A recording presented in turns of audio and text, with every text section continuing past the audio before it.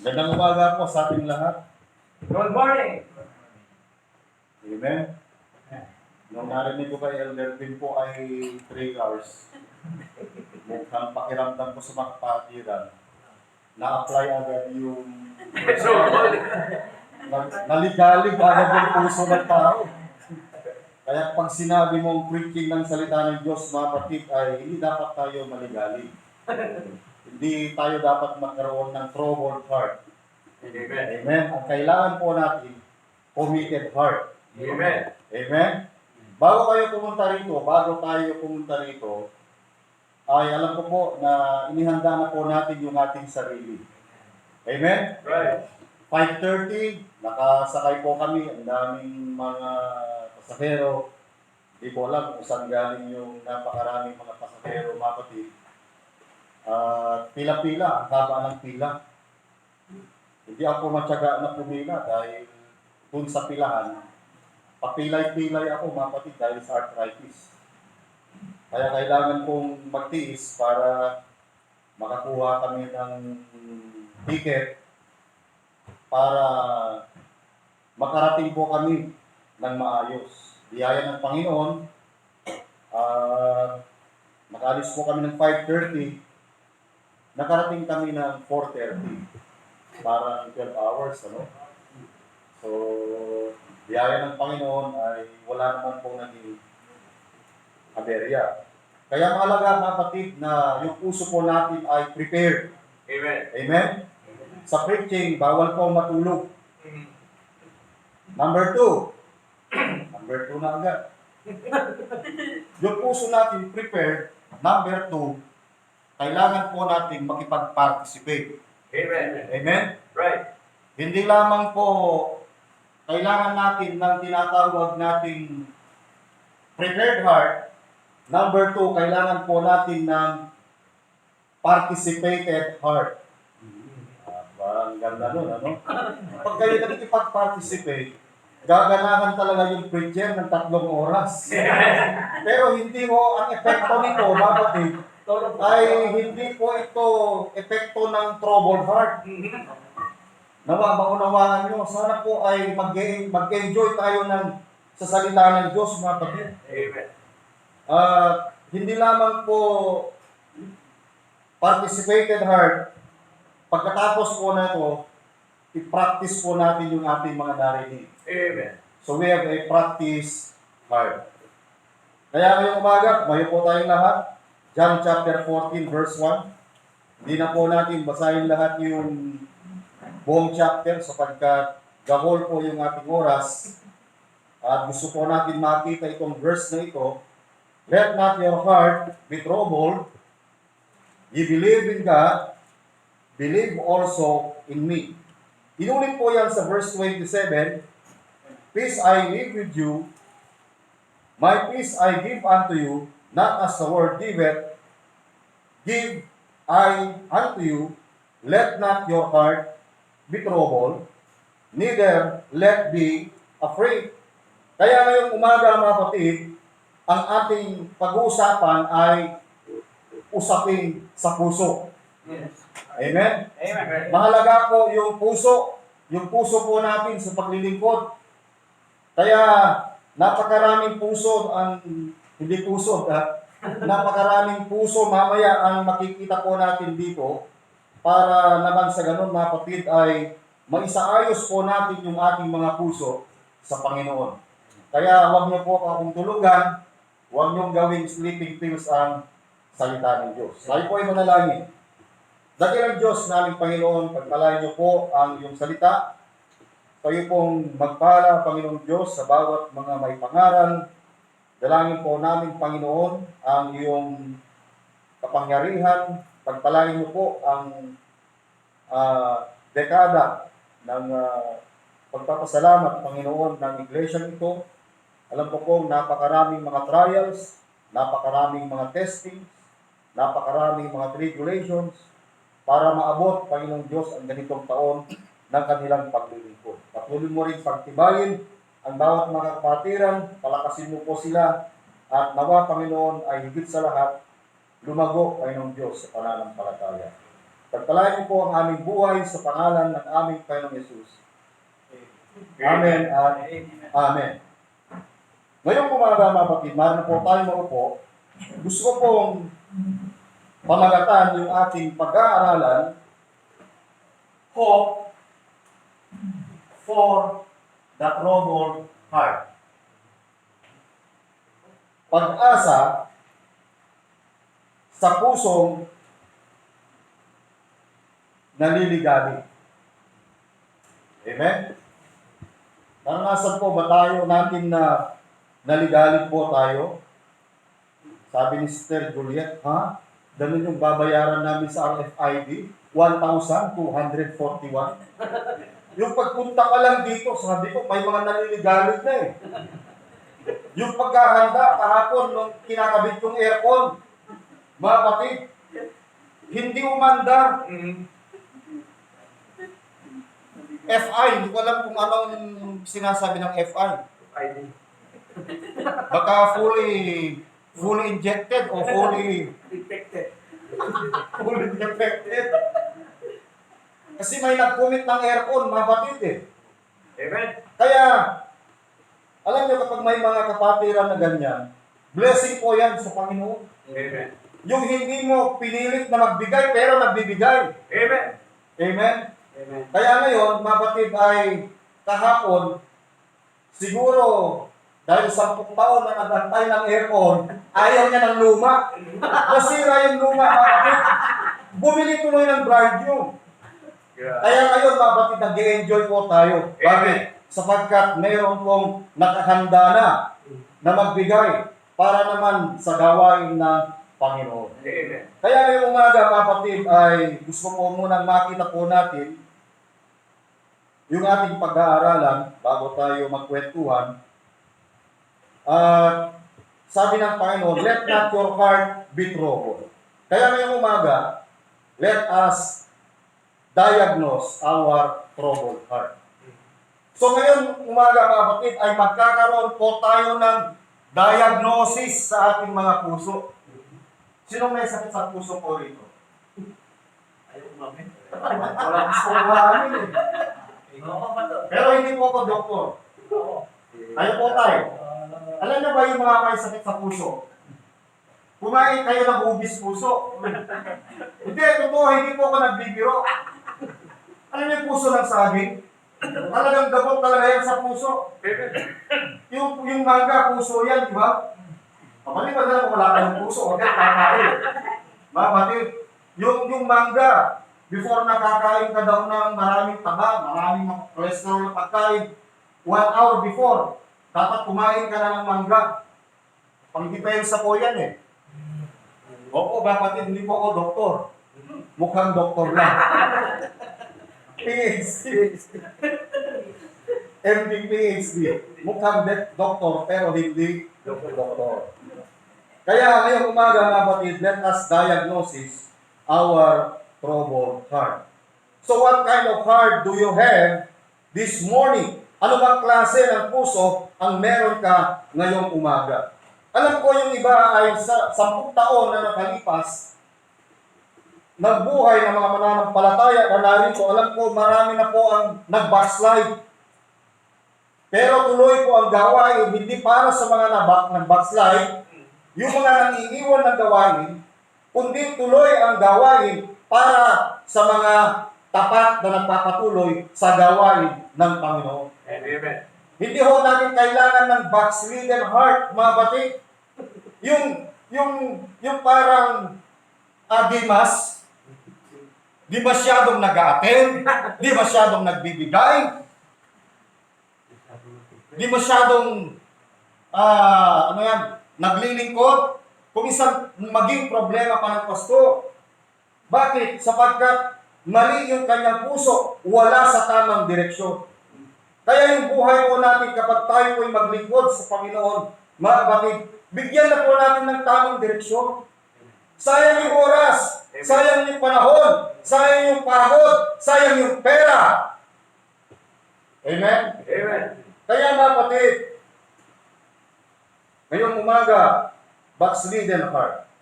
Number 2, yung iba naman, broken heart. Hindi ako makapag-witness. Bakit? Hindi ako sinagot ng aking Broken heart. minamahal. Huwag kayong umibig sa mga hindi mananampalataya. Right. Oh. Bakit? Babasahin niya lang ang puso nyo yan. Paglalaruan na lang yan, kapatid. Ano yung awit ng selos? Ang puso ko, di ba? Ang lupit nun. Kung ano-anong mga di ba? Kasi wala sa tama eh. Broken heart. Ano pa?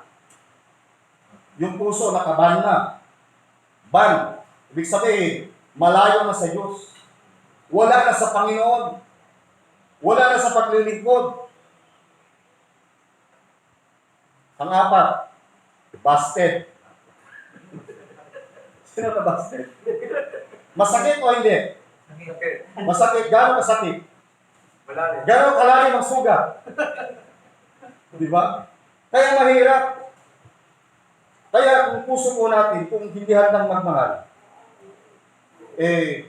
talagang pag nagsuffer po yan, napakahirap. Kaya may hamon ng Panginoon sa mga kapatiran, sa mga disciple, let not your heart be troubled. Sabi ng Panginoon, you believe in God. Kaya ngayong umaga, mga kapatid, sabi ng Psalms 139 verse 23, anong sabi? Search me, O God, and know my heart. Yan po yung kailangan po natin ngayong umaga. Na yung puso po natin ay dapat po ma-diagnose po natin sa pamamagitan ng salita ng Diyos. Amen. Handa na po ba tayong ma-diagnose? Amen. Kaya ngayong umaga, sabi ng Biblia, verse 24, and see if there be any wicked way in me, and lead me in the way everlasting. At tignan mo kung may anumang lakad ng kasamaan sa akin, sabi ni David, at patnubayan mo ako sa daang walang hanggan. Ang kanyang panalangin, kapatid, ni David, ang sabi niya, Lord, please be careful with my heart.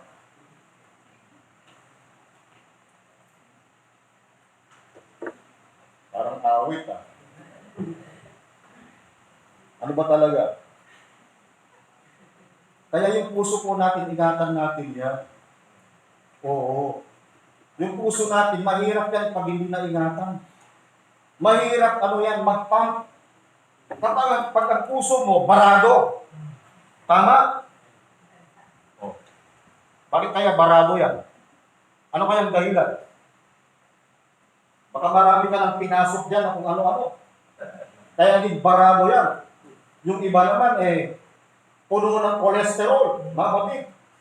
Kaya minsan yung puso ay hindi nakakapag-pump ng maayos dahil hindi wala sa hulog. Kaya maraming tama. Tama? Yung puso, hindi yan maglilingkod pag maraming tama. Tama o maraming tama. Kaya mga kapatid, ngayong umaga, sabi ng Panginoon, I, the Lord, search the heart. Ano ba dati yung puso natin sa Panginoon? Define ng Panginoon yung ating puso sa Jeremiah chapter 17, verse 9. Anong sabi po ng Biblia? Jeremiah chapter 17, verse 9. Tignan nga po natin yun, mga kapatid. Samahan niyo po akong magbasa ng salita ng Diyos para hindi po kayo makatulog. Hindi po biro yung 3 hours. Nakakaligalig po talaga yan. Okay. Jeremiah chapter 17, verse 9. Sabi po ng Biblia, the heart is deceitful above all things and desperately wicked. Who can know it? Nung siniyasat ng Panginoon yung ating puso, ang sabi ng salita ng Diyos, ang ating puso ay mandaraya ng higit kaysa lahat ng bagay at totoong masama, sinong makakaalam? Kaya ang sabi po ng Biblia, yung ating puso ay it is a deceitful heart. Ibig sabihin, yung ating puso ay untruthful. Hindi po makatotohanan. Amen. Mga kapatid, yan po ang ibig sabihin ng deceitful heart. Ang ibig sabihin ng deceitful heart ay dishonest. Dishonest heart. Untrustworthy. Hindi nyo pwedeng mapagkatiwalaan. Yung puso ba natin mapagkatiwalaan? Hindi ka pwedeng magmahal na hindi mo mapagkakatiwalaan. Sa mukha ka lang. Lalo na sa puso niya. Di ba mga kapatid? Oh. Mahirap magmahal ng untrustworthy. Ibig sabihin po ng deceitful, underhand. Kaya, yung puso ng tao, sabi po ng Biblia, deceitful heart. Number 2, makita po natin, yung puso ng tao ay desperate, sabi po ng Jeremiah chapter 17 verse 9. Pag sinabi natin desperate, hopeless. Kaya kailangan ng pag-asa. Hope for the troubled heart. Hopeless ba yung ating mga puso? Mga kabataan, hopeless ba dahil hindi kayo sinagot ng inyong mga minamahal? Pag sinabi natin desperado, hopeless, miserable, wretched, yan po ang ibig sabihin ng desperate heart. At higit sa lahat, yung puso natin ay depraved. Kaya nga meron tayong aral, total depravity. Bakit? Sapagkat yung puso natin, mga kapatid, ay depraved. It was corrupted by sin. It was perverted by sin. Yung puso natin ay, it is a criminal heart to God. Kaya kailangan niya pong mabago yung puso. Kaya sabi po ng Biblia, kung yung puso po natin ay mayroong pananampalataya, Acts 13:48, this morning, makikita po natin, yung ating puso ay regenerated heart. Bakit? Those who ordained to eternal life, believe, and believing is the result of a regenerated heart. Yung puso natin, hindi tayo ang naglagay sa tama para maitama yung ating puso. Kundi yung puso natin, ang Diyos ay nag-opera. Ezekiel 36, verse 26. Tingnan nga po muna natin yun, kapatid. Ezekiel chapter 36, verse 26. Ano pong sabi? A new heart also will I give you, and a new spirit will I put within you, and I will take away the stony heart out of your flesh, and I will give you an heart of flesh. Kaya nga, mga kapatid, kung ating titignan, yung puso po natin, hindi natin kayang operahan yan para bigyan po natin ng bagong puso. Ang banal na Espiritu Santo ang siyang may kapangyarihan para magbukas ng puso at magbigay ng puso para alisin ang pusong bato sa buhay po natin. Yung pusong hindi po umiibig. Kaya napakahirap, mga kapatid, kung ang puso po natin ay hindi po umiibig po sa Panginoon. Pero dahil po yan ay regenerated heart, pero dahil yan po ay reconciled heart, nireconcile ng Panginoon, pinalitan ng Panginoon. Alam nyo, mga kapatid, yung puso natin ay na nagkaroon ng buhay, yun po yung puso na ginagamit po natin ngayon sa Panginoon. Sa 10 taon ng paglilingkod, kumusta yung puso po natin? Introduction pa lamang po yung ating pinag-aaralan. Let us diagnose our heart this morning. Number 1, kumabati, the problem of having a cold heart. 10 taon, alam ko po, marami nang nabaptize po rito dahil ang marami ay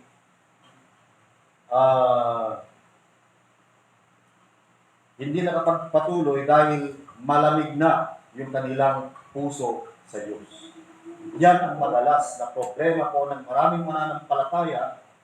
They will come and go, pero hindi po sila lumalago sa pananampalataya. Bakit? Malamig na yung kanilang puso sa Panginoon. Napakahirap ng pusong malamig. Amen. Ibig sabihin po ng isang pusong malamig na yung hindi na po nararamdaman ang alab ng pagsamba. Wala na sa kanilang kaisipan yung sumamba sa Panginoon. Sabi po ng Hebrews chapter 10, verse 25, ganito po ang binabanggit po ng salita ng Diyos sa Hebrews chapter 10, verse 25. Basahin po natin ng sabay-sabay. Not forsaking the assembling of ourselves together as the manner of some is, but exhorting one another, and so much the more as you see the day approaching. Huwag nating pabayaan ang ating pagkakatipon. Yung iba na pabayaan ng pagkakatipon sapagkat malamig na yung kanilang puso sa Panginoon. At yan po yung isa sa mga diagnosis ng Panginoon sa buhay po natin bilang isang mananampalataya, yung pusong malamig, yung pusong walang gana sa paglilingkod sa Panginoon. Pero salamat sa Diyos sapagkat sabi ng Panginoon sa Matthew 11 verse 29, take my yoke upon you and learn of me, for I am meek and lowly in heart, and ye shall find rest unto your souls. Kaya mga kapatid, nawa ngayong umaga ay may balik po natin muli yung init at alab ng ating paglilingkod sa Panginoon. Huwag po natin hayaan na lumamig po yan. Amen. Kasi kung yan ay malamig, diba pag timpla ka ng kape, pag malamig mahirap mong lasahin. May palusot pa. Mas coffee ka. Pwede naman. Pero kadalasan sa mga kape na iniinom po natin ay mainit.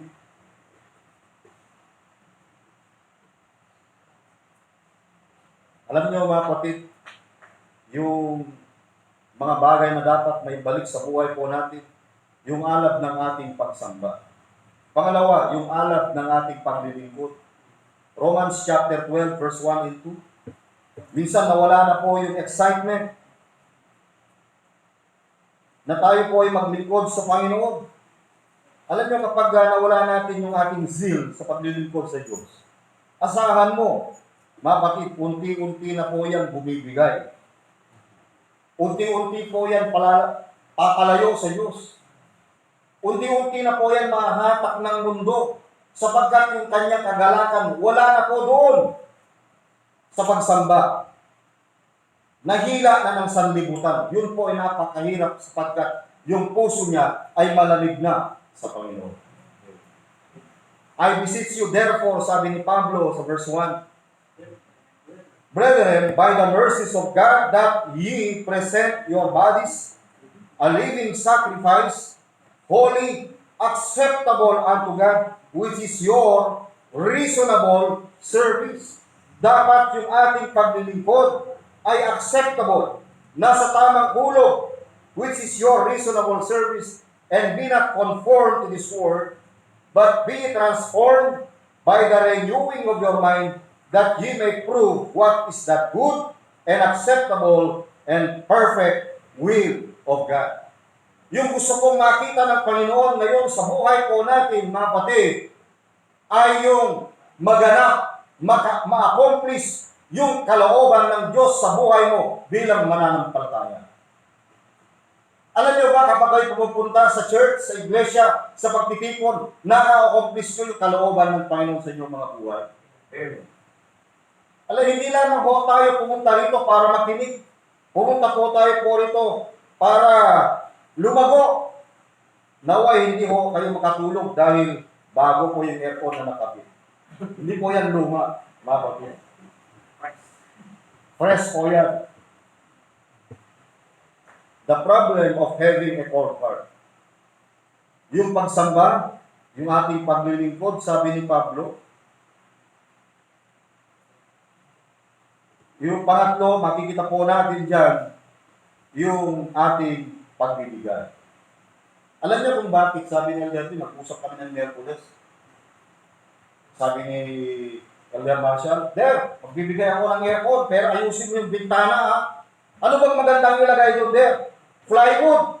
Kahit takpan mo ng plywood para hindi sisingaw yung lamig. Sayang naman yung kuryente. Alam niyo, mga kapatid, lumipad yung plywood. Kasi plywood nga eh. Napalitan ng maganda, aluminum. Eh di wow. Double purpose, pwede ka pa magsalamig. Para makita mo yung sarili mo kung tama ba sa Diyos o hindi. Alam niyo mga kapatid, masaya ang puso natin pag may nakapatiran na sumusuporta sa gawain ng Diyos eh. Amen. Ma-appreciate mo eh. Subukan niyong matulog, hindi kayo ma-appreciate. Nag-enjoy ba kayo? Nag-enjoy ba kayo mga kapatid? Amen. Hindi ba kayo masaya na ganito na for 10 years na nag-aantay? Sabi ni Elder Bill, in God's time, yung biyaya ng Diyos nandiyan. Siguro hindi naman siguro napilitan yung nagbigay. Alam mo, kapag napilitan ka magbigay, huwag mong puwersahin sarili mo. Right. Masasaktan ka lang. Magdugo lang yung puso mo. Baka mag-nosebleed ka pa. Bakit? Wala sa kalooban mo na magbigay eh. Alam niyo yung gawain ng Diyos para sa mga nagbibigay lang. Yung mga hindi nagbigay, okay lang, mga kapatid. Oo. Tapos kung hindi nyo naunawaan ang pagbibigay sa Panginoon, huwag kayong magbigay. Hindi mo nga naunawaan eh. Pwede mo bang gawin yung isang bagay na hindi mo naunawaan? Gusto tumulong kahapon dyan sa aircon, hindi ko naman naunawaan kung ano meron dyan. Namaya kung akong nagkabit dyan, namaya sumabog yan eh. Di na-perwisyo ka. Kahapon talaga kung kinakabit yan, ayaw umanda, ayaw maglingkod, ayaw magbigay ng lamig. Sabi ko, andito na yata yung troubled heart eh. Alam niyo, before na pumasok yung taon na ito, mag-anniversary sila Elder Romel, Pabilin. Ang saya namin, nakarating na kami rito. Ano ba yung ano there? Tema nyo? Make your calling, give diligence and make your calling election sure. Sure talaga, mga batid. Talaga naka-prepared na ako, excited ako pumunta. May biglang tumawag. May emergency pandemic dun sa sa Cavite. Tutuloy ka pa ba? Sa madaling salita, mga kapatid, hindi kami natuloy. Anong nangyari? Dahil sa takot. Baka na-lockdown kami dun eh. Umuwi kami ng sawi. Sabi ko, bakit ko napasama dun? Di naman siguro ako dapat napasama ron. Siya lang ang may problema eh. Kaya kung minsan affected ka, troubled heart. Kaya yung make your calling, give diligence and make your calling sure. Hindi kami sure na nakapunta. Umuwi kami, mga kapatid. Kaya not sure. Last year, itong taon, kami naman ang sumunod. Ang tema naman namin ay ito. 1 Corinthians 15:58, be steadfast, unmovable, always abounding in the word of the Lord. Alam niyo ang nangyari mga kapatid? Walang nakarating na preacher kahit sasabi. Dahil unmovable eh. Kasi nagkaroon din ng emergency man. Kasi yung isang kapatid kasama natin sa gawain, nung last year, bago kami mag-anniversary, nag-prepare pa lang kami, putol ng isa. Nung mag-anniversary kami, naputol isa. Alam niyo siguro kung sinong tinutukoy mo. Sana hindi na kami mag-anniversary, baka may maputulan na ng leeg. Mahirap na eh. Pati printer namin, mga kapatid, unmovable. Ayaw gumana, ayaw mag-print. Tapos pupunta kami rito, troubled heart. Sabi ni Elder, ano kaya? Palitan kaya natin yung ating tema? Matindi. Kaya yung mga pumunta rito, mapalad yung mga hindi nagkaroon ng trouble heart. Kaya mahirap, di ba? Alam mo, masaya eh. No overcome. Bakit? You believe in God. Yan yung hope. Yan yung pag-asa. Amen. Alam niyo, minsan mga kapatid, tinetest lang yung puso natin eh. Isasalang yan para i-trial. Ayan, yung tinest na kahapon, ayaw na eh. Kasi higher. Mas gusto kanya daw yung higher, hindi lower. Kaya tignan yung tatak niyan. Higher ang tatak niyan. O, di ba? Lumingon pa kayo. Para confirm nyo. Yung higher talaga. Pero umandar, mga kapatid. Kahapon, ayaw umandar. Nung pinalitan, wala nang rason na hindi aandar kasi brand new. Kaya yung puso natin, dapat i-renew po natin yan sa Panginoon. It must be renewed heart. Hindi lamang yung puso natin ay it was regenerated, ransomed, and it was redeemed, and it was renewed. Pero yung pusong malamig, mga kapatid, nawa, mapainit po natin ngayong umaga. Alam niyo mga kapatid, kung minsan yung taon ng paglilingkod, makikita mo yung blessing ng Panginoon, yung paglago ng mga mananampalataya.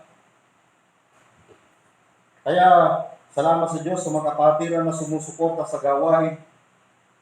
May sinasabi ang Panginoon sa 2 Corinthians chapter 9, verse 7 and 8. 2 Corinthians chapter 9, verse 7 and 8. Anong oras na? Maaga pa, kapatid. 2 Corinthians chapter 9, verse 7 and 8. Tatlo lang naman ang pwedeng mangyari ngayong hapon sa atin eh. Pwede kayong masuya, suya, suka, at suko.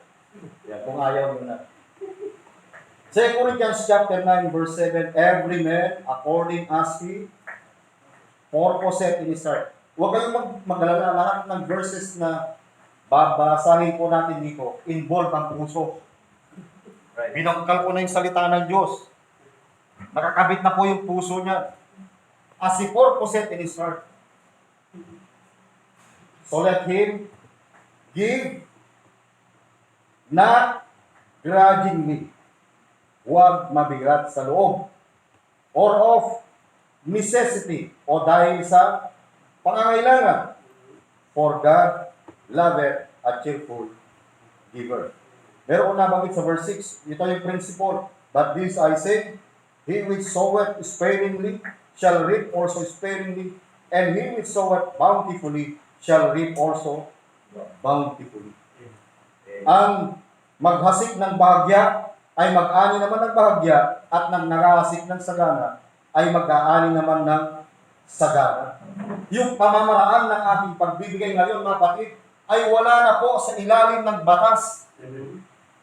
Yung puso na po natin ang magpapasya sa pamamagitan ng kalooban ng Panginoon.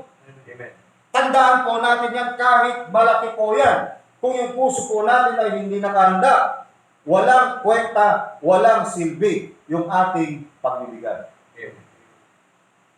Mahirap lang yung makwersa ka na magbigay ka eh. Dahil sinabi ng pastor na magbigay ka, hindi. Ang paglilingkod, walang pilitan. Right. Hindi naman kayo pinilit na pumunta rito eh. In-invite kayo, pero napusa kayo. Ganon din sa pagbibigay, voluntarily. By faith, nakarating. Kahit may maraming mga trouble. Pero you are not forced. Hindi po by force yung ating pagpunta. Bigyan po kayo ng halimbawa ng pattern ng pagbibigay. Doon sa Genesis chapter 4, verse 3 and 4, kasi dito na ano po yung ating giving, mga kapatid. Genesis chapter 4, verse 3 and 4, nung sabi niya, and Abel also brought off, verse 3 muna, and in the process of time, it came to pass that Cain, okay, verse 2, mas maganda. And she again bare his brother Abel, and Abel was a keeper of the sheep, and Cain was a tiller of the ground. Yung dalawang magkapatid, si Abel at saka si Cain, si Abel ay he was a keeper of sheep. Ibig sabihin, siya po ay shepherd. Yung isa, but Cain was a tiller of a ground. He was a sower. He was a farmer. Yan po yung difference ng kanilang trabaho. Verse 3, and in the process of time. Meron silang trabaho, di man ibig sabihin matrabaho ka na kumita ka na agad. Hindi. In the process of time. Amen. Process of time. Makikita mo yung biyaya ng Panginoon in the process of time. Hindi yung tumaya ka ng loto, bukas nandiyan na. Hindi yung nagtanim ka ng mangga, bukas gusto mo nang magkabunga ulit. Hindi ganun eh. In the process of time. Pero may proseso. Anong nangyari? It came to pass. At hindi naglaon. Cain brought off the fruit of the ground, an offering unto the Lord. Si Cain, nagdala po siya ng kanyang pasasalamat sa Panginoon. Bunga ng lupa bilang kanyang mga handog. Ganyan din si Abel. In sa verse 4, nagdala rin po siya ng mga tupa para sa paghahandog bilang kanilang pagpapasalamat. Yung ating paghahandog, ito po ay bilang tanda ng ating pagpapasalamat sa Diyos. Amen. Sa lahat ng mga biyaya na pinagkakaloob sa atin, yung mapasalamatan natin ang Panginoon sa lahat ng mga biyaya. Kaya sabi nga ni David, what shall I render unto the Lord for all His benefits toward me? Yung blessing ng Panginoon sa ating araw-araw, hindi po natin yan ginagamit para sa ating pansarili lamang. May mga binhing po dyan, may binigay ng Diyos po sa atin na dapat po natin ibalik ng tama, na dapat din pong maitanim. Tignan niyo po yung kanilang practice of their giving. Anong nangyari? And in the process of time that Cain brought off the fruit of the ground, an offering unto the Lord. May problema ba sa verse 3? Meron. Naalala ko nung araw, ang mga matatanda, sino pong farmer po rin? Kami, lumaki po kami farmer. Naalala ko nung araw, kapag malapit ng gapasin o i-harvest yung mga palay, yung mga mahaba ang grain, kinukuha ko yan isa-isa. Hindi para lutuin ha, kundi isasabit yan sa mga gilid-gilid ng bahay. Para pagdating ng planting season, gagawin ulit yan na bilhin. Kasi mahaba ang grain ang ano mo eh. Magandang klase. Alam niyo mga kapatid, dito makikita po natin yung practice of their giving. Nung si Cain, nung nagdala siya ng kanyang handog sa Panginoon, basta kumuha na lang siya ng mga bunga ng kanyang mga pananim. Naalala ko nitong buwan na ito, ang daming mga mangga na sasayang. Imagine nyo yung mangga na nasasayang. Pinulot na lahat yun. Kasama na yung uod doon, kasama, yun yung pinang-offering. My first fruit yun, di ba? Pero sabi ng Biblia, fruit ang dinala niya, hindi po first fruit. Right. Siyempre kung magbigay ka na sa Panginoon, plywood, paliparin mo na lang yan, aluminum na, the best. Maglobo-lobo pa yan sasayaw-sayaw pa yan Pero ito, hindi.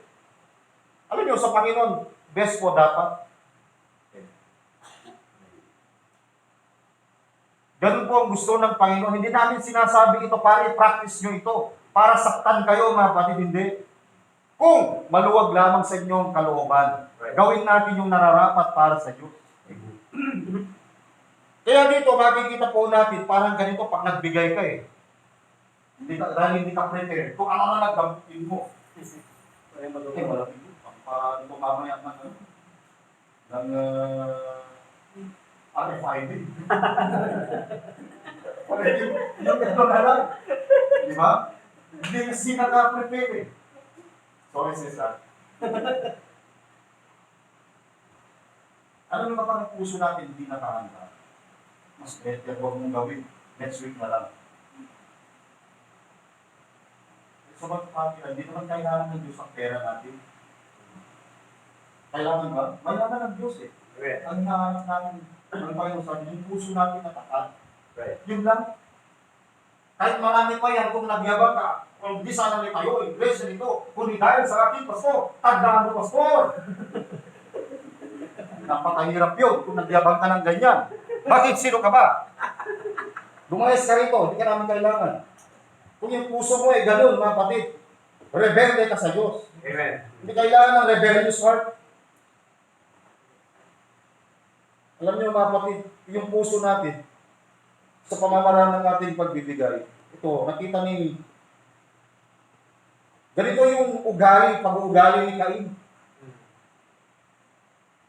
Nagawa niya na ba yun?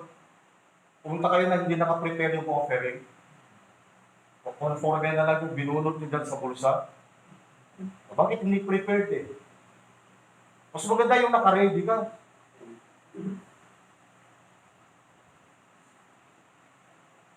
Yan natin si Abel, yung pattern. The pattern, the practice of their giving. Yan po yung pattern. Sana ba yun? And Abel, he also brought off, Genesis 4:4. Ready now begin. And Abel, he also brought off the firstlings of his flock and of the fat thereof. Marami namang mga, ano sana eh, anong tawag yan, anak ng hayop eh, nung kanyang mga tupa. Bakit hindi yung mga bulag ang kanyang binigay? Hindi yung mga may gadbil, yung mga may sakit, yung mga may galis. Pastor, kunin nyo na lang to kasi hindi na namin kailangan eh. Huwag naman ganun. Si Pastor, binigyan na nga lang, nagre-reklamo pa. Di ba? Ano ba yung Pastor niyan? Namimili naman ang ibibigay. Alam niyo ba, kapatid? Hindi naman sa namimili ng bigay. Tingnan mo yung dapat. Kaya nga sabi ko nga eh, kapag yung puso natin, nakahanda yung puso natin, magbubunga yan. Nakakala mo yung puso ng saging. Bago magbunga yan, anong meron sa saging? Puso. Puso muna. Di ba? Pagkatapos anong mangyari? Mamumulaklak. Huwag mo na bunga. Bulaklak muna. Sinordcut mo agad eh. Bulaklak muna. Pero meron ba tayong alam na puno na nagbubunga agad na walang bulaklak? Marami. Mulberry, saya. Ano ba? Siniguelas. Walang bulaklak yan. Bunga agad yan. Mga kapatid. Wala pag-isip tulad kayo. Forward heart yan. Pag-isip ko kaya. Alam niyo mga kapatid, saan na ba tayo? Wala tuloy ako. Salanan niyo kasi ito. Kaya sabi niya ng Biblia, he also brought of the firstling of his flock and of the fat thereof, and the Lord hath respect. Dinala niya yung pinaka-the-best para sa Panginoon. Hindi sila sumusunod at this time dahil ito po ay batas ng Diyos. Wala pa hong batas ang Diyos nung kapanahonan na yan. They do it. They're giving voluntarily. Sabi ng kapatiran, Pastor, may lote na tayo. May 2 million ako, Pastor. Yung 200,000 doon, para po yung sa ano, pagtakayaw ng gawain. Anong size ba, Pastor? 7 by 12, Pastor. Inumahan mo ko kapatid, 7 by 20. O, nagtatayo kami, 7 meters by 20 meters. Hindi namin alam kung saan kami kukuha ng finances doon. Wala ko kami pinipilit ng miyembro doon. Nananalangin lang po kami kasi yung mga kapatiran, excited sila. Oh. Alam niyo pag excited sa gawain ng Panginoon, mainit yung puso mo sa paglilingkod. Right. O di ba pagdating niyo dito, wow, may aircon na, dati wala, parang kami nababarbecue dito sa loob. Kalain mo yan, yung parang, ano ba, mapapawis kami sa balde. Ngayon, hindi na. Pwede na kayo matulog. Yun ang blessing ko, mga kapatid. Oh, naka 60 degrees Celsius. Saan ko kukuha niyan? Oh, bakit? Dahil merong nagboluntaryo na magbigay para sa Panginoon.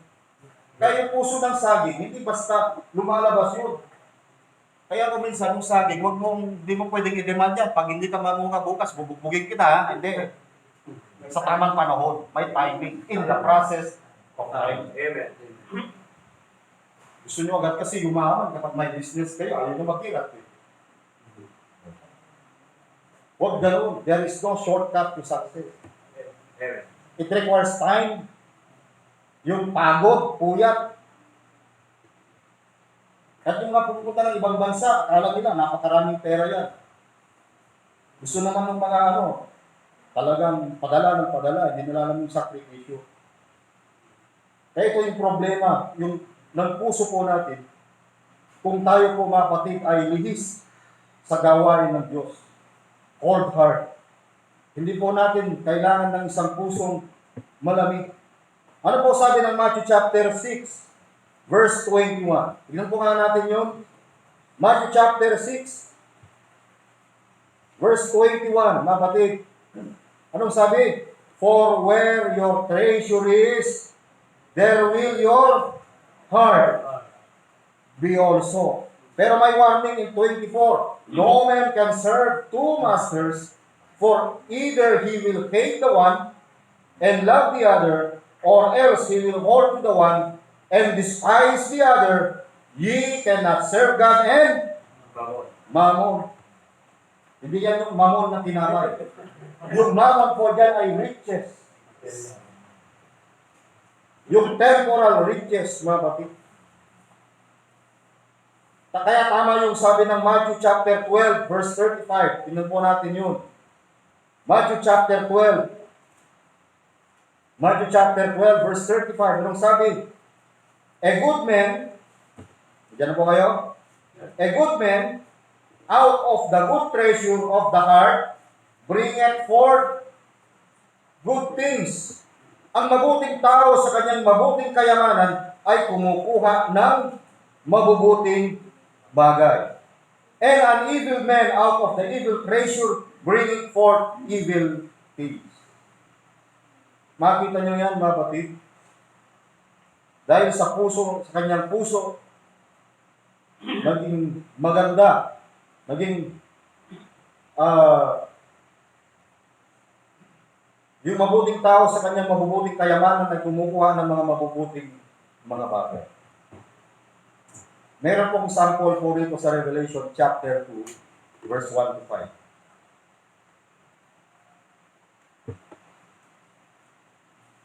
Revelation chapter 2.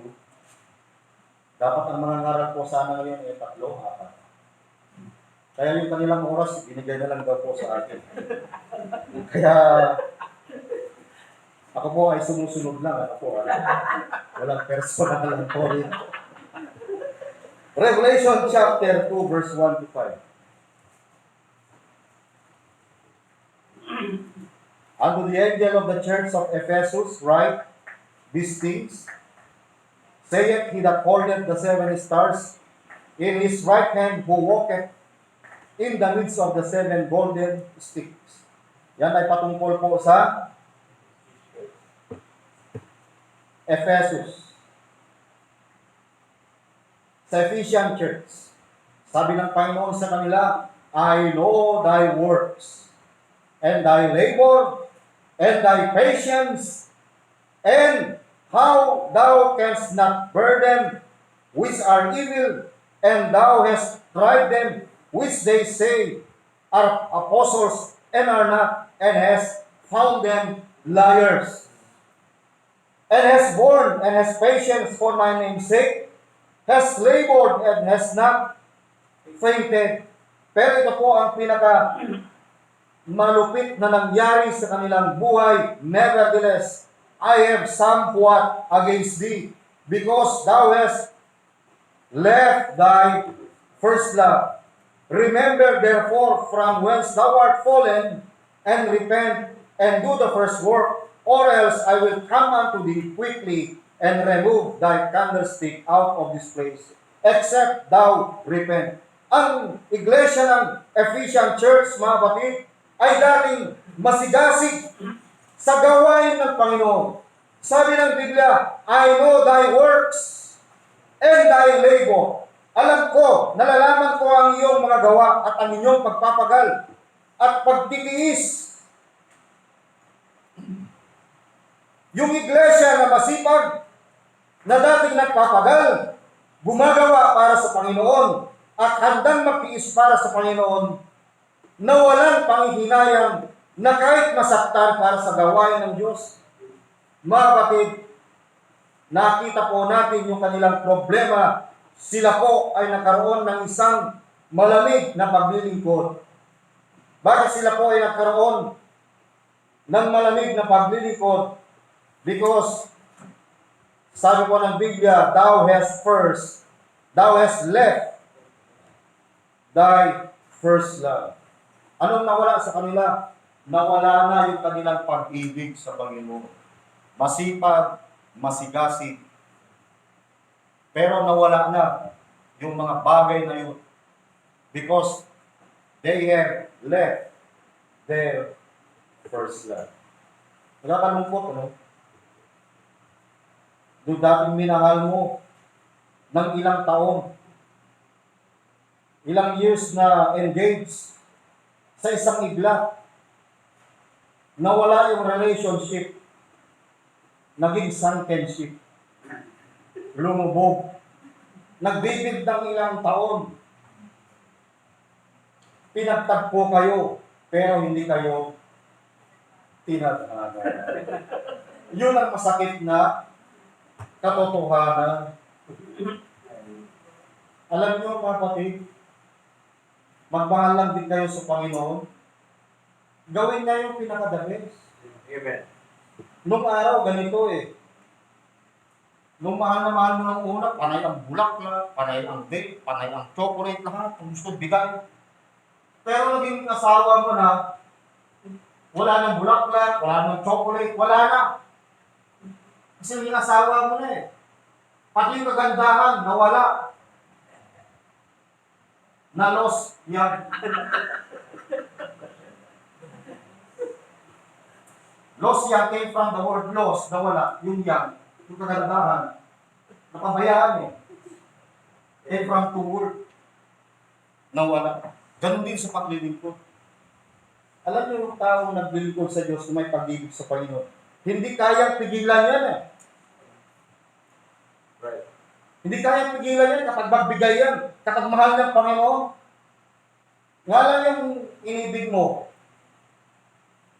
hindi kami na malamig.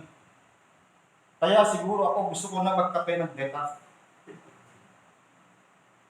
Alam niyo yung kape ng decaf? Natikman po ba namin yung Sir Rudy? Sarap ng kape ng decaf. Pero ang pangit, yung decaf pinili. Kasi malamig ang pag-ibig.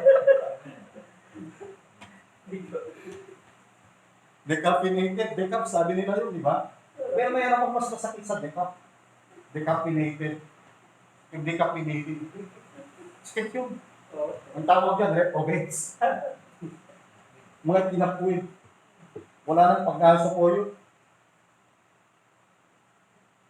Pero tingnan niyo po ito.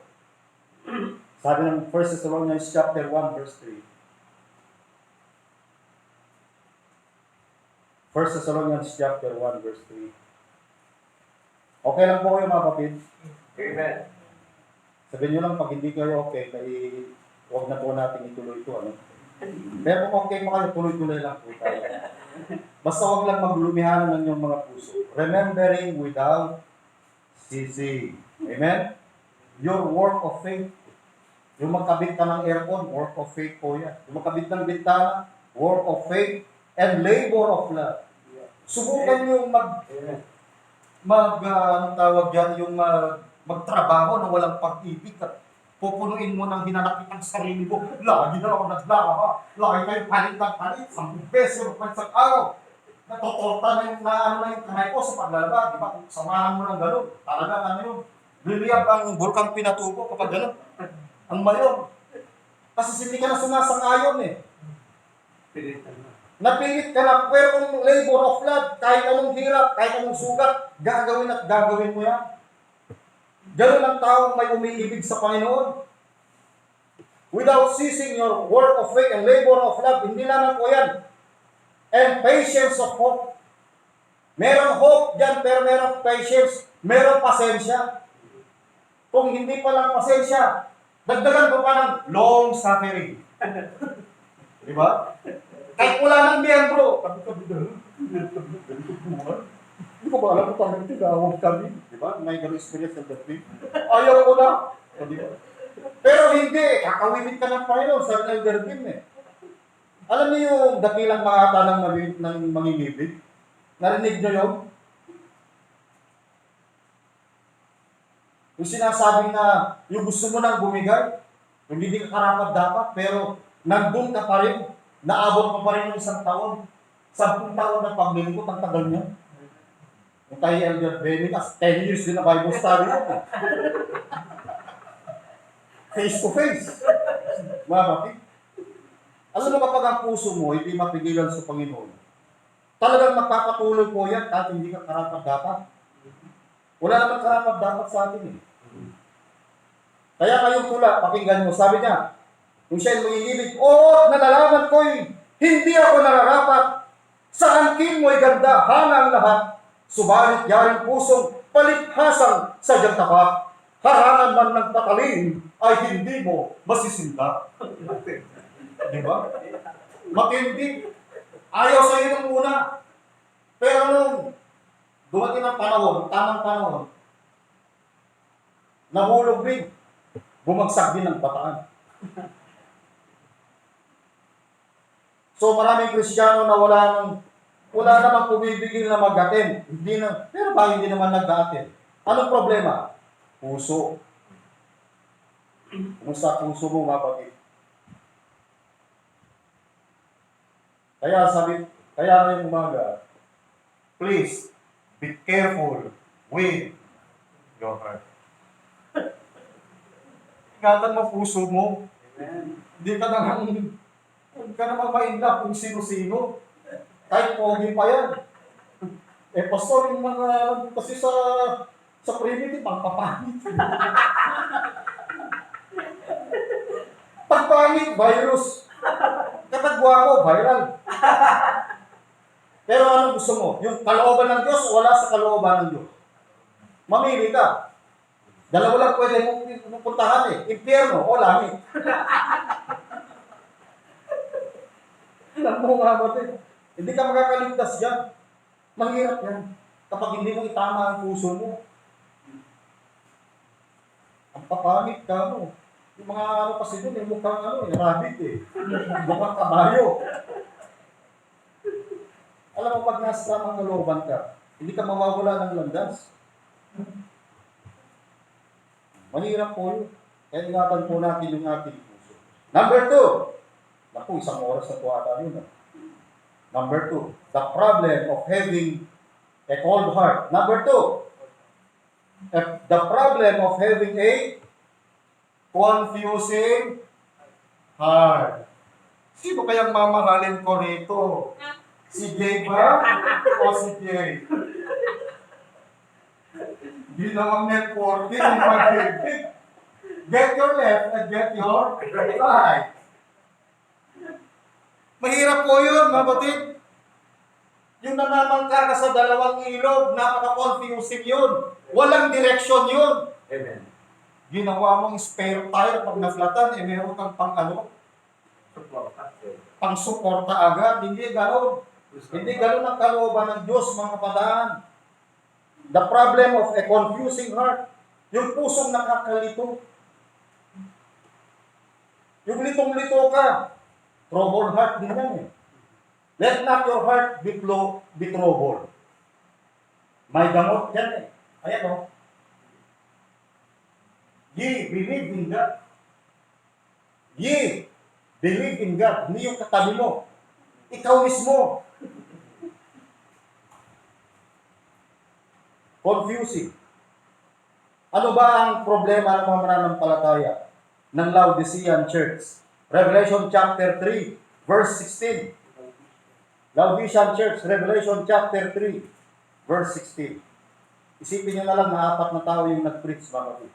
Amen. So sabi ng Biblia, so then, because thou art lukewarm, and neither cold nor hot, I will spew thee out of thy mouth. Hindi mo alam kung malamig o mainit. Napaka-confusing. Maganda naman si ganito, maganda rin si ganyan. Buwapa naman si ganito, buwapa naman din siya. Sino kaya pipiliin ko dyan? Confusing part. Mahirap eh. Kaya yung minsan yung paglilingkod, hindi mo alam kung malamig ka ba o mainit. Pero mas mahirap kung lumamig ka na. Ngayon kong sabihin, you are under 6 feet below the ground. Sayang yung buhay. Saan mo dinala yung oras mo? Yung panahon mo? Yung pera mo? Yung pagod mo sa paglilingkod? Yung buhay na useless? Ayaw naman natin yung buhay na ito, useless. Gusto natin yung buhay natin, sulit na magagamit sa Panginoon. Amen. Ano bang direksyon ng buhay? Walang direksyon ng buhay kung wala sa kalooban ng Panginoon. Kaya nakaka-confuse, kapatid. Kaya bago nakalabas ang Israel sa Egypt, may ginawa muna ang Diyos sa kanila. Anong ginawa ng Diyos sa kanila? Ang Diyos ang siyang nagpahayag ng kapangyarihan sa bayan ng Israel. Kaya, itong bayan ng Israel, nung sila ay lumabas sa Egypt, yung puso nila, confusing. Sabi nila kay Moses, Moses, bakit mo kami dinala sa lugar na ito ng ilang? Walang mais, walang mga rekado, walang pagkain, walang tubig. Di ba napaka-confusing yun?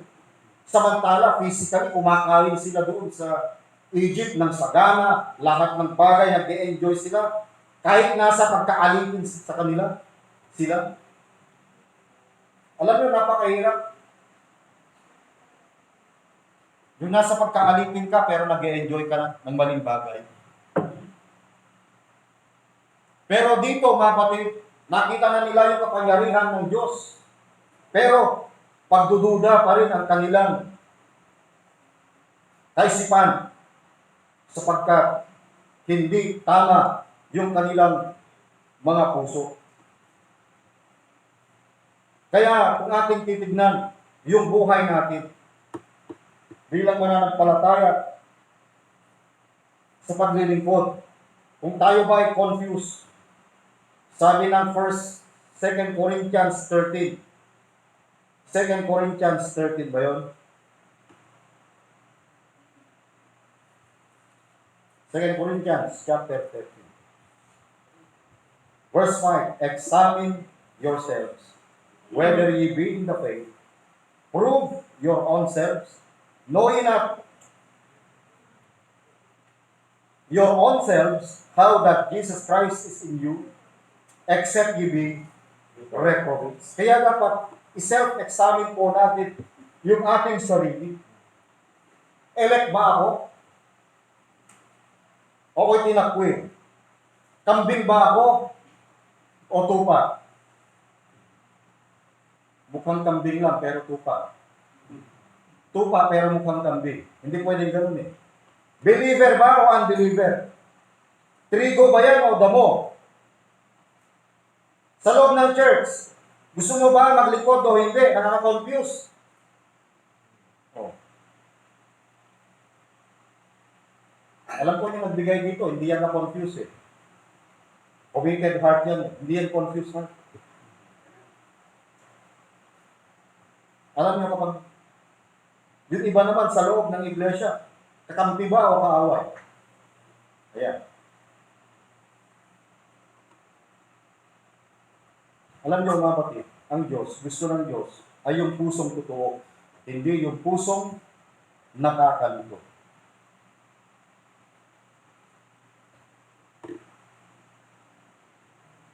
Yung pusong totoo, ang gusto ng Panginoon. Kaya hindi po confusing. Kaya dun sa Mark 11:23, "For verily I say unto you, that whosoever shall say unto this mountain, Be thou removed, and be thou cast into the sea, shall not doubt in his heart." Alam mo, mga kapatid, kung ano pwede mong gawin sa Panginoon at hindi ka nagdududa at handa mong ibigay ang bagay para sa Panginoon, but shall believe that those things which he saith shall come to pass, he shall have whatsoever he saith. Alam niyo po, hindi tayo mag-aanlinhan sa ating mga puso, kundi mananampalataya sa mangyayari, ang sinabi niya ay kakampin niya yun. Alam niyo, hindi lamang po itong 10 taon pa na darating, kundi let us move forward as a church, but never backward. Tuloy lang hanggang sa dumating ang Panginoon. Maraming hirap, maraming trials, maraming troubles, maraming tribulations, pero tuloy lang po tayo, mga kapatid, sa ating paglilingkod. Kaya sabi ni Moses, doon sa Exodus chapter 32, verse 26, sabi niya, "Who is on the Lord's side?" Who is on the Lord's side? Sapagkat yung kanilang paglilingkod sa Panginoon na napakatagal, tingnan niyo po anong nangyari. They are having another God. Nagkaroon sila ng golden calf. Kaya sabi ng Panginoon sa kanila, "Who is on the Lord's side?" God had delivered from Egypt. God had delivered them from Egypt through Moses. Kaya yung mga material na bagay, mga kapatid, na blessing ng Panginoon sa atin, ingatan natin po yung puso natin dyan. Baka maging idolatry na po sa atin. Alam niyo yung tunay na biyaya ng Diyos? Yung biyaya na inilalapit ka sa Panginoon. Hindi yung biyaya na ilalayo ka sa Diyos. Kasi ang diablo, nag-o-offer din eh. Sabi niya sa Panginoon, "Sumamba ka, lahat ng bagay, bibigay ko sa'yo." Ano? Ready ka na ba? O, pasilin ko. Bigay mo. Wala namang church, wala namang income dun eh. Diba ganyan ang hamon ng diablo minsan? Yung ano ka, i-confuse ka. Oo nga no, malaki ko. Hindi pa ako nakahawak ng ganitong pera. First time ko lang maghahawak ng ganito, ganyan. Pero trap na pala yun.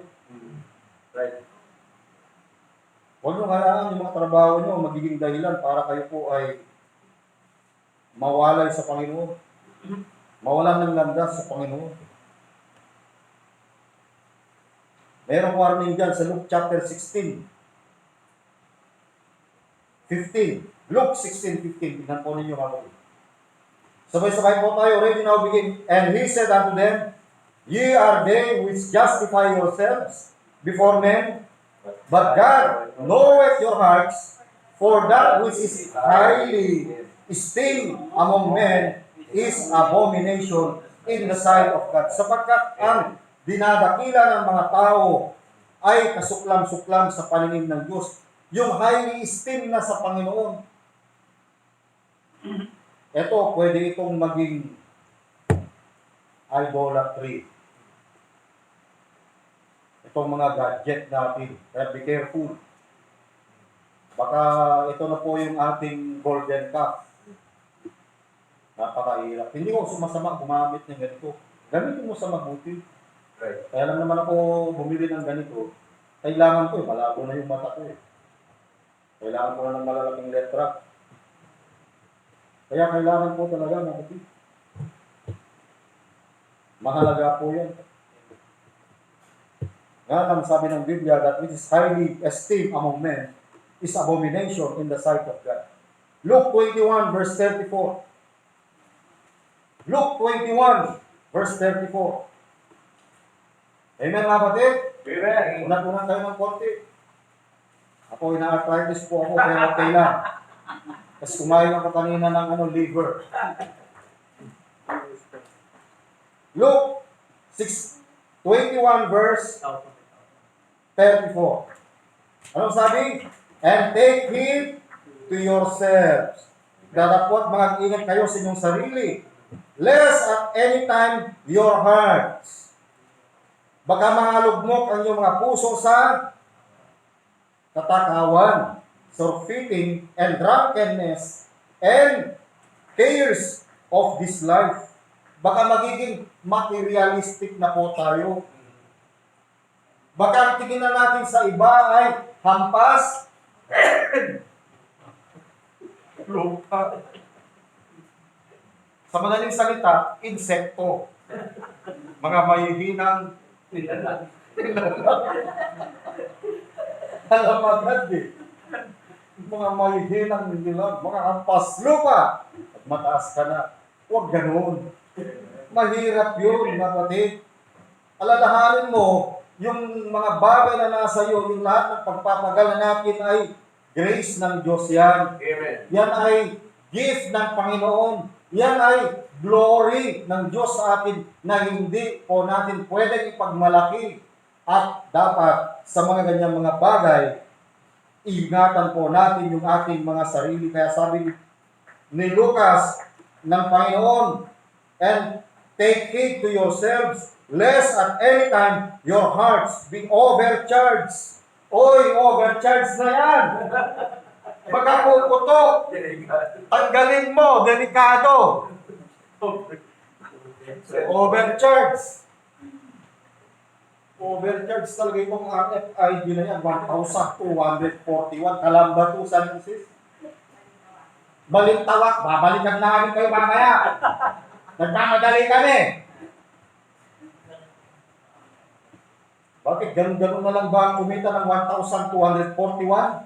2 days na yun.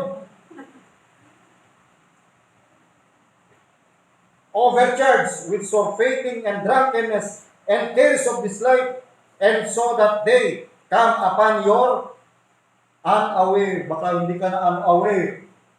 Hoy, gising. Overcharged ka na sa pagtulog.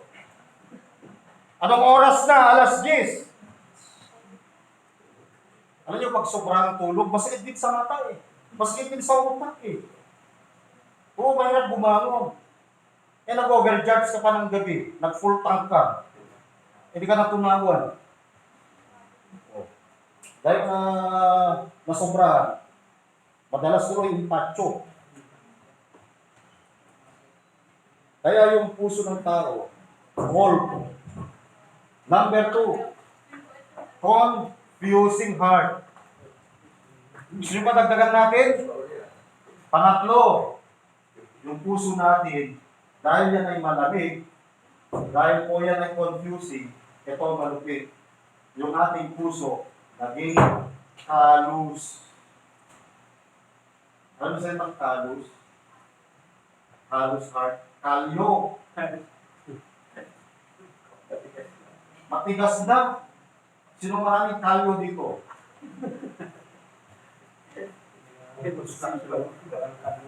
Sa paa, madalas yung kalyo, huwag lang sa mukha. Mahirap eh. Paano ba itong pao dito? Parang yung mukha nito eh, may kalyo. Ibig sabihin magapalang mukha.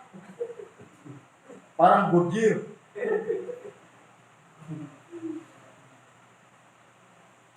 Pusong kinalyo, pusong malamig, pusong nakakalito, pusong kalyo. Ibig sabihin po niyan, ay makikita po natin yan sa Hosea chapter 10, verse 12. Meron din po yan sa New Testament. The problem of having a callous heart. Kaya, lagi troubled heart yan dahil cold heart. Yan po ay confusing heart. Yan po ay callous heart. Hosea chapter 10, verse 12. Malapit na po tayo mga kapatid sa kalagitnaan. Hosea chapter 10, verse 12.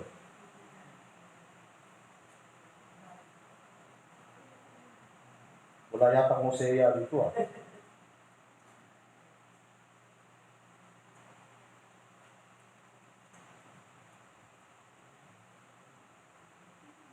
Yung sabi ng Hosea chapter 10 verse 12. Diyan na po kayo.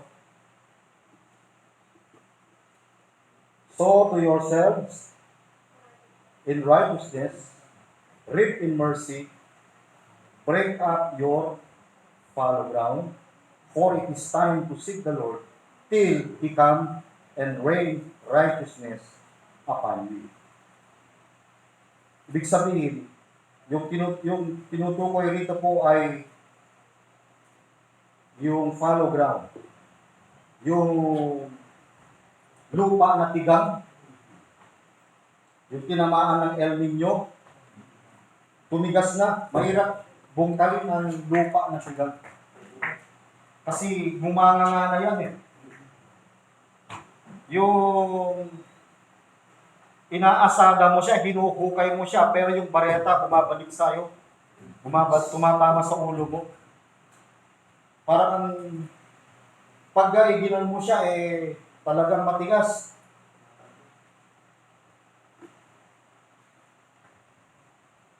Kaya minsan yung puso natin, ganito minsan. Dahil confusing,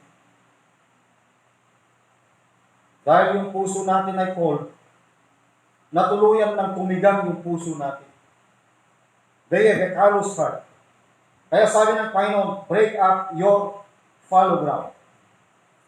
Bungkalin ninyo ang inyong pinabayaang bukiran. Sabi ng Panginoon sa Luke 24, verse 38, and He said unto them, why are ye troubled? Bakit nga kayo'y nagugulumihanan? And why do thoughts arise in your hearts? At bakit nangyari ang pagtatalo sa inyong puso? Kaya kung minsan kung ang puso natin ay nagugulumihanan, mayroong pagtalo-talo. Kasi mayroong isang bagay na hindi po naunawaan. Matthew chapter 13, verse 15. Anong sabi po ng Biblia? For these people heart is what gross and their ears are dull of hearing. Dumating na daw yung sa punto na yung kanilang mga tainga ay mahirap ng mga karinig. Bakit? Sapagkat mapurol na yung kanilang mga pandinig. Their ears are dull of hearing, and their eyes they have closed. Their eyes they have closed. Inaatok na. Puro lang pastor. Di ba ni Mama Di? Sumusunod lang naman ako sa... Busy pa ba kayo? Amen. Amen. Busy pa pala eh. Akala ko wala akong kausap. Wala akong kausap, sa dingding na lang ako magsasalita. Their eyes, they have closed. Tulog na. Subukan ng mga araw dito, tulog yung kausap mo. Ano ka ba? Nakikinig ka ba? Hindi mo ko pinapansin, di ba? Umisa sa mag-asawa yan eh. Kwento ng kwento, yung pinakwentuhan, tinulugan ka na pala eh. Naghihilig na. Bukas sisigilin pa yan. Kung ginawa mo sa akin, o hindi ka iingay ka niya, bahala ka sa buhay mo. Hirap yun. Lest at any time they should see with their eyes and hear with their ears, should understand with their heart, and should be converted, and I should heal them. Kaya ito po yung mahirap. Yung pusong malamig, yung pusong nakakalito, yung pusong kalyo, tumigas na puso. Kaya yung puso natin, kapag yan ay tumigas, wala na pong epekto ang salita ng Diyos. Amen. Tandaan po ninyo, wala pong nakitang nagtanim sa tigang na lupa. Walang tutubo po ron. Sayang lang yung mga binhi na naihasik kapag ang mga puso natin ay tigang. Bakit? Hindi na tinatablan ng salita ng Diyos eh. Dati umaaray. Pag umuwi ng bayan, ano ba naman yung preaching ni Pastor? Puro patama. Bakit? Gusto mang ialay ng Panginoon eh. Pero alam niyo kung tanggapin ang salita ng Diyos na salita ng tao, masasaktan kayo. Si Pastor, puro pa tama. Tama. O may tama. Yun ang mahirap. Yung uuwi kang sawi, uuwi kang sugatan, akala mo ano ka, pinagchismisa sa loob ng iglesia. Marami kang Kristiyano na ganyan eh. Yung parang ano ba yung halaman na pag sinagi mo eh, tiklop agad. Yung makahiya, hindi ikaw yun, mahiya ka naman. Ang mahiya daw, gamot sa mga taong mga kapal ang makahiya. Pero hindi ho mga ganun mga batid eh. Tingnan niyo po ito. Inulit-ulit sa Acts chapter 7, verse 39. Dumating sa punto, ayaw din naman natin mga kapatid na dating sa punto na yung ating mga puso ay magiging kalus. Magiging hindi na effective yung salita ng Diyos sa buhay po natin. Sabi ng Acts 7:39, to whom our fathers would not obey, but thrust from them, and their hearts turned back again into Egypt. They turned back again. Wala silang gana doon sa pakikinig ng salita ng Diyos. Doon sa Primitive Baptist Church. Balik na lang tayo doon sa dati. Alam niyo kung bakit? Dito kasi napaka-boring. Walang instrument. Walang Sunday school. Walang special number. Ano pa? Walang choir. Oh. Yung gustong samahan yung sayawan eh. Yung mga nagagangnam style. Sige, okay lang. Yung gusto yung sumamba sa pagano. Yung open lang ang fiesta. Yun lang. Alam ko may mga ganyan din na mga pinuring na kapatiran pero hindi kapatiran. Pero mas masaya sila doon kasi merong libreng bigas. Oh. Eh tayo walang ganun. Punta-punta ka dyan, boring. Bili mo lang sila doon. Diba napakahirap yun? Sabi po ng Biblia sa verse 51, Acts 7:51, ye stiff-necked and uncircumcised in heart and ears, ye do always resist the Holy Ghost as your fathers did, so did ye. Baka nga uncircumcised na yung puso niyan. Kaya ganun, pabayaan na natin. Importante ay pangaral na yung totoo, yung katotohanan.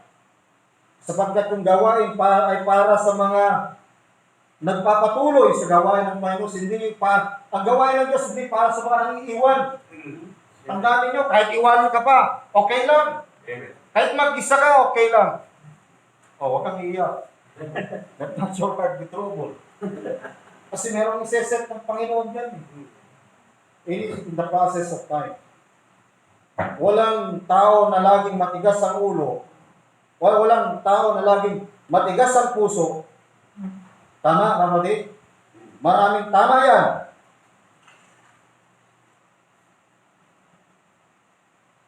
Alam niyo yung buhay natin. Yung puso natin kapag tayo ay nakakarinig ng salita ng Diyos. Huwag natin panigasin yung puso natin. May binabanggit nga ang Panginoon dito sa Matthew 15:8 eh. Sabi niya, these people draweth nigh unto me with their mouth, and honoreth me with their lips, but their heart is far from me. Kaya kung makita po natin yung salita ng Diyos sa Hebrews chapter 3, verse 7 to 19. Hebrews chapter 3, verse 7 to 19. Harden not your hearts as in the provocation, in the day of temptation in the wilderness, when your fathers tempted me, proved me, and saw my works 40 years.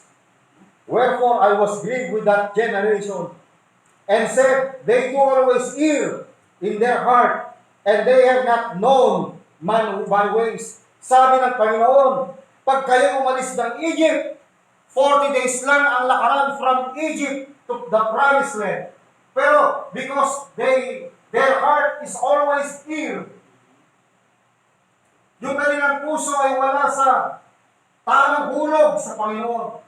Yung 40 days, naging 40 years wandering in the wilderness. What a waste of time. Napakahirap yung maglilingkod ka na hindi mo na unawaan yung paglilingkod mo. Yung paglilingkod, hindi yung basta nag-attend ka lang. Dapat araw-araw mababago ang puso mo. Salamat po, Sir. Kaya kailangan natin na ma-refresh yung sarili natin. Kasi pusong tigang, kailangan na natin ng tuwid ng salita ng Diyos. Amen? Tamang-tama. Be press. Sabi ko. Alam nyo, kapag press ka sa salita ng Panginoon, gumagana utak mo. Kung patulog-tulog ka, mahirap. Mga batid, mahirap. Tamis ng tubig. Kaya sabi ng Biblia, they err in their heart, verse 10, Hebrews 3:10. And they have not known my ways. Hindi nila alam yung will ng Panginoon, yung work ng Panginoon, yung ways ng Panginoon sa kanila, yung landas ng Panginoon. Parang nangangapa. Pero salamat sa Diyos, sabi ng Jeremiah 3:15, I will give you pastors according to my heart, that they may feed you with knowledge and understanding. Harden not your heart. Verse 12, Hebrews 3:12, take heed, brethren, mag-ingat kayo mga kapatid, lest there be any of you an evil heart of unbelief. Ito po yung kalaban sa buhay natin. Yung evil heart of unbelief, evil talaga yan eh. Heart of unbelief. Kaya nga, believe in God. Evil daw yung yung unbelief. Verse 12. Ito po, ang mas mahirap. They have an evil heart of unbelief in departing from the living God. Amen. Sila ay nahiwalay sa Diyos na buhay. Anong verse 13? Anong sinasabi? But exhort one another daily, while it is called today, lest any of you be hardened through the deceitfulness of sin. Kaya yung puso talaga ng tao, mapaglaro po yan. Deceitful and desperately wicked. It was depraved dahil sa pagkakasala. Yung oo mo ngayon, bukas hindi na. Bakit? Because man is fallible. Ang tao, madalas yan, nagbabago sa isipan. Harden not your heart. Yung kanilang puso, laging mali. Sabi po ng Biblia, sa Hebrews chapter 3, verse 10. Verse 13, 14. For we are made partakers of Christ if we hold the beginning of our confidence, it is steadfast into the end. 15. While he said, today, if ye will hear his voice, harden not your hearts, as in the provocation. Kung narinig mo ang salita ng Diyos, huwag mong patigasin na yung puso. Gusto mo ba tagamin si Kristo bilang tagapagligtas ng iyong buhay? Yung madalas ko ginagamit sa soul winning. Way busy.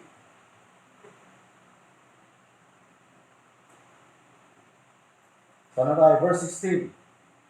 For some, when they had heard, did not provoke. Howbeit, not all that came out of Egypt by Moses.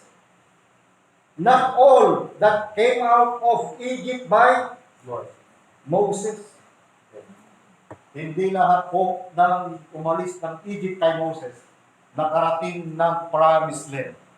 What is the reason? Because of the heart of unbelief. Amen. Pastor, makatanda ka na. Magtatayo tayo ng malaking simbahan. Meron pa bang makikinabang dyan? May papalit pa dyan? Alam mo kung dyan ka maniniwala sa nagsasabi sa'yo na bumubulong ng ganyan. Mahirap yun, may infection ka lang doon. Makurap ka lang. Parang ganito eh. Tatay, sa tanda mo na yan, ilang taon na po kayo? 80. Ba't ka pa nagtatanim ng mangga? Sa palagay mo kaya, madadatnang mo pa kaya na yung bunga ng mga yan sa ganyang edad? Parang ganun eh. Tama nga naman. Oo nga naman. Bakit pa kayo magtatanim? Hindi ko na talaga kayang ano ito. Hindi ko nang mapakinabangan. Kung gano'n ang kaisipan mo, pwede kang mag-stop. Pwedeng ma-discourage yung puso ng tao. Discourage heart. Confusing heart. Magiging callous heart. Pero anong sabi ng matanda? Anong sabi? Anong sabi? Ginagawa ko ito sapagkat alam ko meron pang susunod na henerasyon na makinabang para dito. Hindi lang ako. Amen? Amen. Ngayon din dito, mangarap lang tayo ng mangarap. Mahirap din wala kang pangarap. Kung wala kang pangarap sa buhay, you are confused. Your heart is callous. Kaya, sabi po ng Biblia, kaya huwag po natin hayaan na yung puso natin magiging callous yung ating buhay. Huwag mong patigasin ang puso mo. Pag lagi po natin pinapatigas ang puso natin, diyan po tayo lagi sumasablay.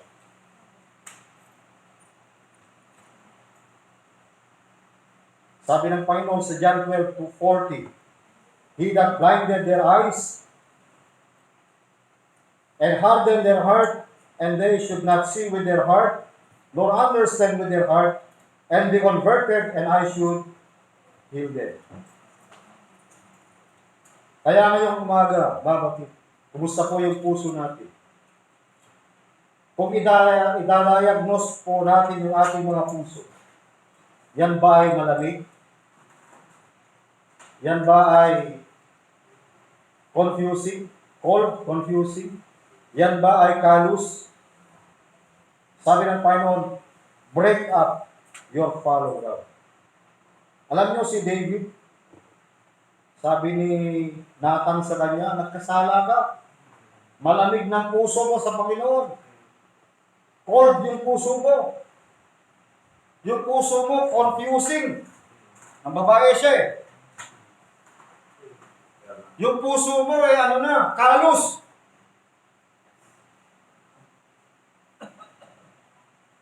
Talagang kinonfront siya ni Nathan the prophet.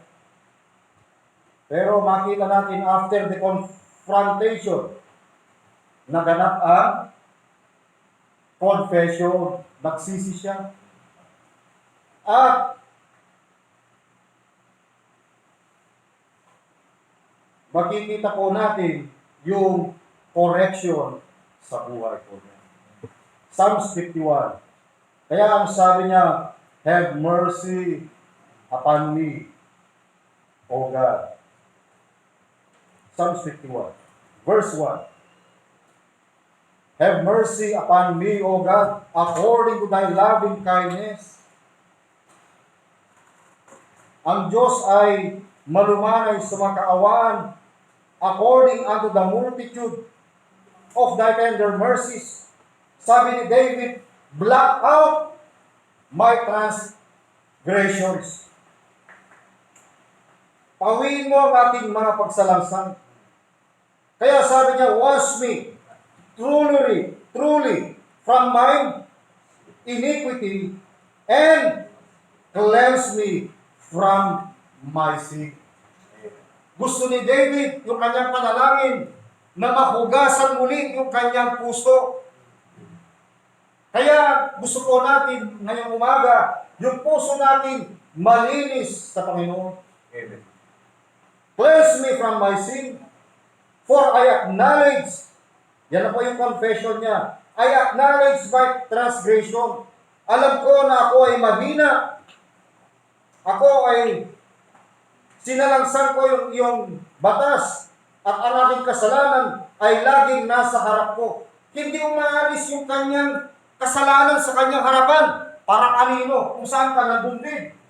Sumusunod. O wala na kanino.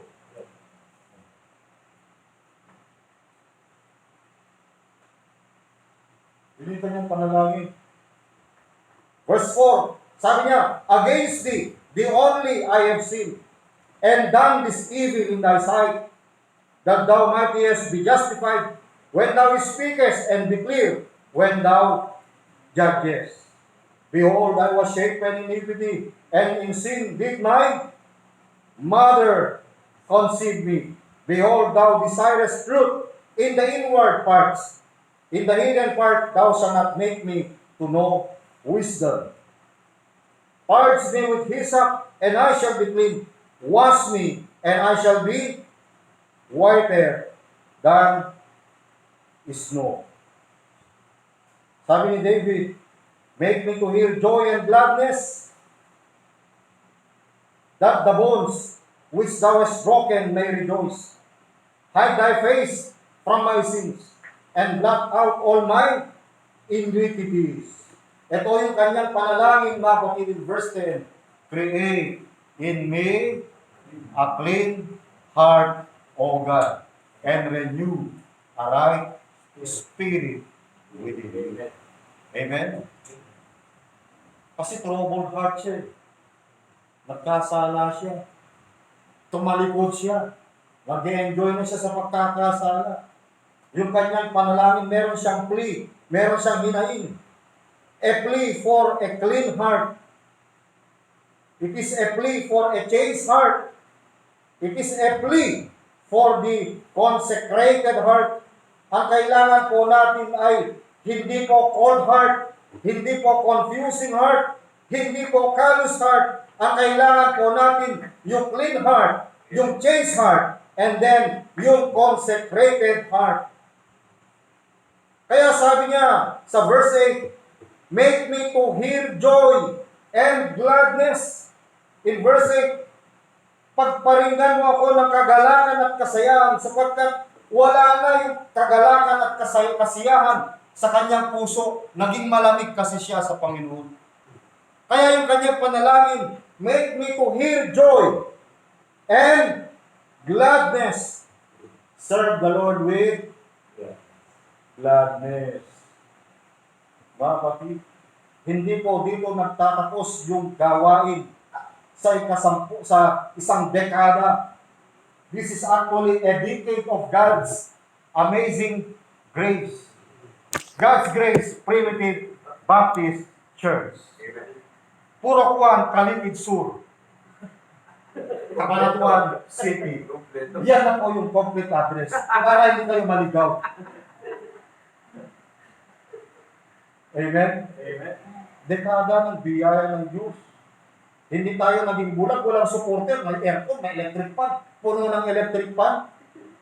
Ang lakas ng dating, pati yung aircon, ang Tagalog ng lakas ng dating, strong arrival. Sa English. Lakas ng dating mo rito, mga kapatid. A plea of a clean, a chaste and concentrated heart. Make me to hear joy and gladness. John chapter 16:22. John 16:22. Basahin nga po natin ng sabay-sabay para hindi tayo antukin. And ye now therefore have sorrow. Kayo yung mga ngayon ay may kalumbayan. But I will see you again. And your heart shall rejoice, and your joy no man take it from you. Yung muli ko kayong makikita at mangangagalak ang inyong puso at walang makapag-aalis sa inyo ng inyong kagalakan. Amen. Si David minsan nalihis sa Diyos dahil sa pagkakamali, dahil sa pagkakasala. Pero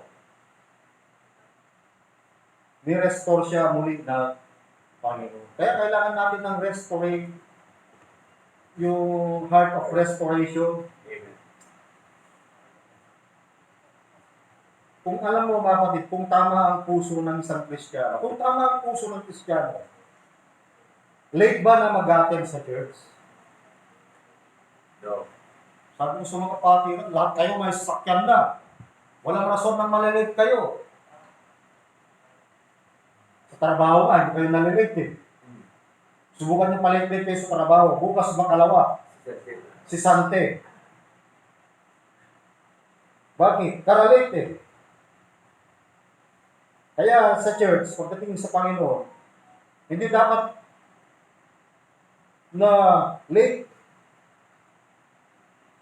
Alam niyo yung mga churches noon sa panahon ng Iglesia, ng New Testament, sa Acts 2:26, 2:46, Acts 2:46, and they continuing daily with one accord in the temple and breaking bread from house to house, did eat their meat with gladness and singleness of heart. Sila po ay masaya, meron kagalakan sa kanilang katapatan ng puso. Acts 11:23, who then he came and seen the grace of God, was glad, and exhorted them all, that with purpose of heart they would cleave unto the Lord.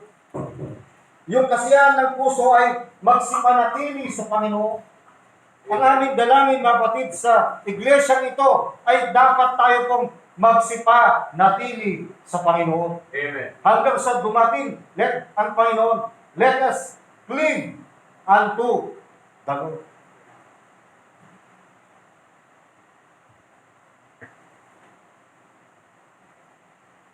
Alam niyo, mga kapatid, sa church, kung yung ating puso ay committed, kung yung ating puso ay malinis, kung ating puso ay binago, ay changed heart, kung ating puso ay consecrated, kailangan pa bang pilitin yan na magbigay? Hindi na kailangan pilitin yan na magbigay. Merong case po rito sa Acts chapter 5 verse 3 and 4. But Peter said, Ananias, why hath Satan filled thine heart to lie to the Holy Ghost and to keep back part of the price of the land? Alam niyo, mga kapatid, yung magbigay tayo, hindi na kailangan magsinungaling. Kailangan bang pilitin mong mag-commit? Pastor, ako na lang walang commitment. Lahat ng kapatiran nag-commit. Pero may na-commit ako, Panginoon, Pastor. Ano yun? I commit adultery. Napakahirap. Gaya ni David, mga kapatid. Huwag natin hayaan na dayain tayo ng ating puso. There is hope for a troubled heart. Nasaan ba yung puso natin ngayong hapon?